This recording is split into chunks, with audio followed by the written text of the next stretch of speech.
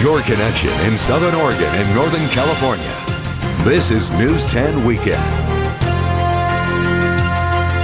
Good evening, I'm Caitlin Conrad. And I'm Jessica De Nova. Thanks for joining us. A house caught fire in West Medford early this morning with a family inside. Why crews are not immediately ruling this another arson is tonight's Weekend top story at 6.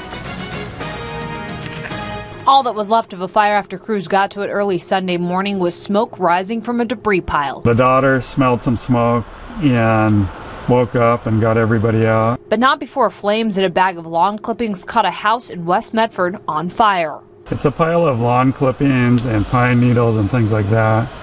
And sometimes when people cut that and bag it up, it's going to self-heat inside and it can get to the point of ignition temperature. And so we're looking at that. It's piled right up against the back of the house. Fire Marshal Kleinberg says while it is possible the fire was self-starting, investigators are still suspicious after a string of 17 arson fires this summer. Because of all the other fires that have been happening, that is on our mind also. But we're also looking at an accidental possibility here. The intentionally set fires, which started at the end of June, have all been in West Medford, all in alleyways, and all started with material found on scene in the early morning hours. But Sunday's fire was at a home on Newton Street without alley access, and detectives on scene say it didn't quite fit the arson suspect's current profile. However, fire investigators say even if the arsonist took a night off, he's still someone who needs to be put behind bars. I think it's already serious. We're already putting a lot of effort into finding this individual, and whether this is related or not, it's an ongoing effort and we need to track him down.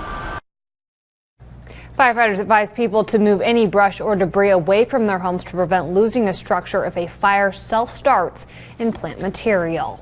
On Saturday morning, police believe the arsonist did strike again 3 times. In fact, detectives say they believe the suspect started one fire off Central and 2 more off Franquette, making for arson fires number 15, 16, and 17 this summer. Medford Police says the first fire the suspect was responsible for was the miscellany fire, which took out a whole warehouse in downtown Medford on June 25th.